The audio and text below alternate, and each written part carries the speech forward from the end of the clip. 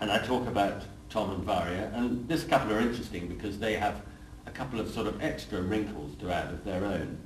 And I said in their case, not only are they giving plenty of thought to his upbringing, they also care a great deal about the kind of world they're bringing Woody into, and they're determined to play their part in making it the right kind of world. That's why they've made a commitment not to take any aircraft flights they don't have to, as getting a train across Europe and even to Africa is perfectly acceptable, and some would say a more romantic alternative. So Woody will be cycling and recycling from an early age. And that then leads, then I talk about Woody's name, not his nickname, because I've forgotten that bit, sorry. But Woody, his third name, Piotr, is after Peter Mrozowski, Varia's Russian-Italian grandfather. So the name is an important aspect. You know, people choose names for particular reasons, and obviously we want to explain that. The name is a reminder to Woody of the international roots that are part of his family. And Tom and Varia want him to carry forward the tolerance, open-mindedness and curiosity that have been a legacy of those faraway roots. Then we introduce what would be godparents, but we can't say godparents. Guide parents always seems a bit of a stretch. I've tried older friends, some people hate that. It's very, very difficult. I usually, refer to this and I say, well, we wouldn't call them godparents, but we'll just call them, well, we'll call them by their names or something. You know, I kind of fudge it. It's difficult terminology. It's very annoying. It's like everybody would love to sort of sing a hymn, but it's that kind of problem that we humanists have. Anyway, I usually invite the godparents, guide parents, whatever you call them, to say something or other. And I'll just quote one to give you the sort of flavour of the kind of thing some of them like to say. And this is one of the godparents making this promise to Woody. It doesn't matter what happens, I'll always be on your side. I don't care if you're put on the naughty step. I don't care if you break the rules. I don't care if you fail your exams, want a tattoo, or bring home the wrong sort of girl. I will always have your back. I will always be on your side, even if on occasion I'm the only one. So that's the sort of thing you want to get from everybody. They'll make their own promises, or they'll give a little reading or something. And then I quote Laurie Lee, and I will skip Laurie Lee because there's lots of Laurie Lee. He's a favourite author of mine. I use him quite a bit. And then we have the sort of recital of names by the couple, and then 3 cheers or something like that, because there are usually a lot of children at a naming. A lot of, when a young couple are celebrating the naming of their child, there are lots of other young couples. So you've got lots of children.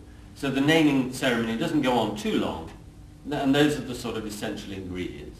A little bit of Bertrand Russell, a sense of the importance, the responsibility, a chance for the named supporting adults, whatever you call them, to say a few words, and a chance for the parents to say a few words, and they say different things. Yeah. Can I ask, I know Alan's got a comedy coat outfit that he can wear on his days off, but did he wear something in particular? Or? No, I haven't been asked to wear a comedy pope outfit.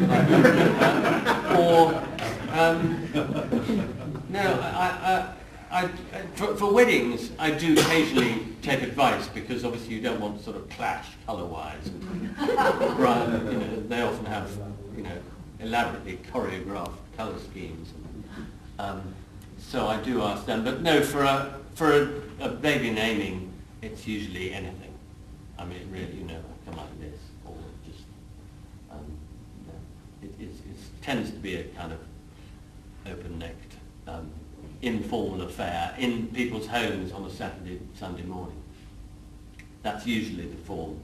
But I'm glad you interrupted me. I mean, I'm glad you asked, because I think what I'll do, that more or less, shall we have any questions about naming? Because I think it might be appropriate to pause for questions after each one, and then I'll do the same when I talk about weddings. Do you, when the couple whose child you're naming are enthusiastic, eloquent, capable, do you encourage them to do more than you doing all the talking? Yes, I mean, I encourage them to do as much as they want. I mean, obviously they've asked me to conduct it because they want a sort of separate authority. That, you know, I mean, there'd be nothing to stop them doing it themselves. So, I mean, they've asked me your guidance, to compare it, as it were. But I'm very happy to be any kind of a compare. And when I come to talk about funerals, I am often absolutely that. You know, you're just a master of ceremonies, because with some funerals you've got, you know, speaker after speaker coming up, somebody to sing a song, somebody, you know, tell stories, and you've got all sorts. You've got a variety show sometimes. So I just do exactly what they want, but I certainly encourage them to contribute, because I think, you know, everybody should hear from the parents, from the nominated supporting adults, possibly from the grandparents. I think we have had the odd word from grandparents. And one couple did ask for a certificate. I mean, another of our great problems, of course, is that we don't, you know, our ceremonies don't have legal force. I mean, you know, for weddings, a humanist wedding is legal in Scotland. You can be legally married by a humanist celebrant in Scotland, not here. So Not yet. Not yet. We're working on it, of course. So some people like to have a certificate, something that's signed. The last naming ceremony I did was happened all in a pottery studio, and so everybody was painting pots and cups and saucers and things for the child, and that was very sweet. And so, I mean, the ceremony was just a brief interruption of the pottery painting, and then carried on.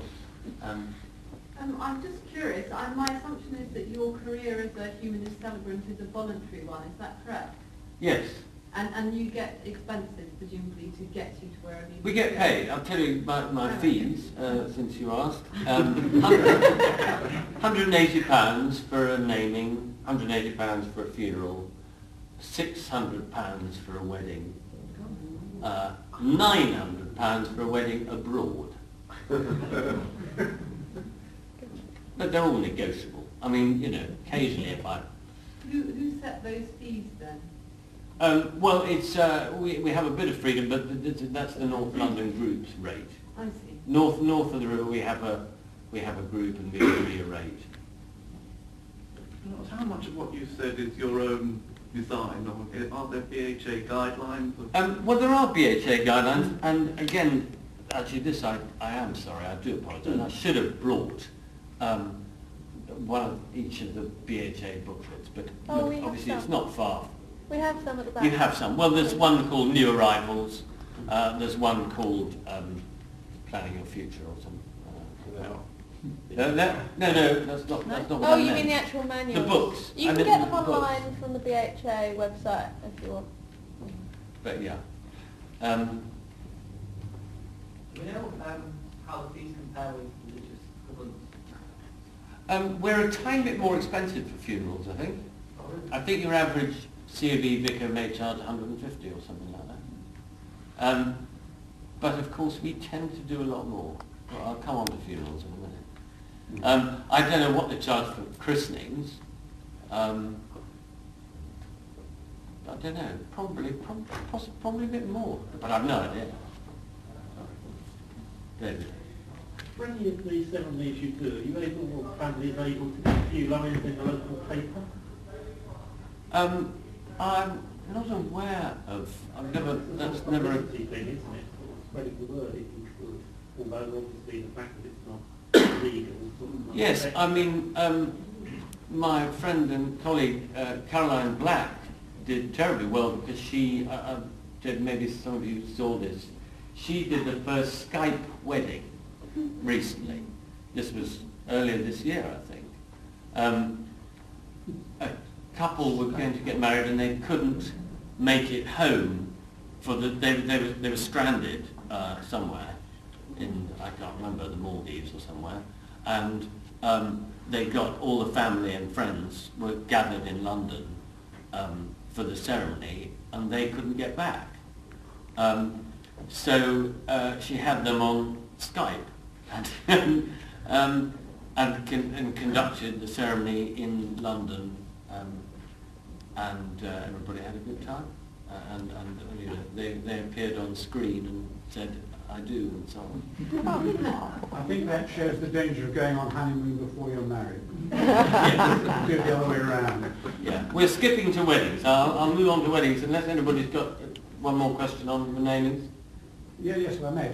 How do you get your jobs, work? Is it word of mouth or? Oh, yeah, they come to the website and they look us up. Or I mean, sometimes it's word of mouth, of course. You know, people say, you know, Rupert does these things, or somebody says nice things about you. So, but most of it comes through the website. Funerals, of course, most of them come through funeral directors. But yes, weddings and namings mostly through the website. People go on to Humanism, they press the ceremonies button, and they look for who's local to their area. And the only downside of that, from our point of view, is that they tend to they then audition several of you, which is a bore, because you sort of go through the same spiel, and then they say, "Oh, we're going to go with Caroline." That's fine. Can I just ask, if you went to Scotland, would you legally be able to perform a ceremony, or do you need to have some sort of specific certificate for you personally to make that legally valid? It's never arisen. I'm sorry, I don't know the answer, but I should think I'd be able to perform a one in Scotland. I'm a properly accredited and trained BHA celebrant. So yes, I think I'd be able to. Isn't the answer that you have to be a member of the Scottish? Well, no, you're ahead of me. I mean, I think that I'd is the say answer. it's not arisen for me.